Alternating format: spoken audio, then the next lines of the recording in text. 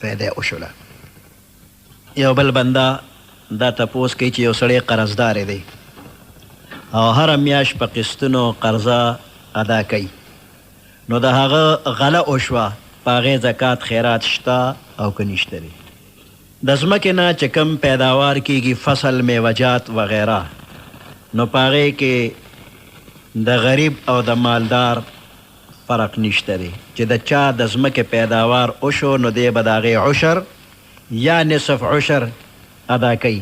که دی قرضدار وي هم، که سړی قرضدار دی او هره میاشت په قسطونو قرضې هم ادا کوي، خو چې په ټیکې او ځمکه کې پیداوار وشو نو د هغې پیداوار لسمه یا شلمه حصه زکات عشر یا نصف عشر به ادا کوي.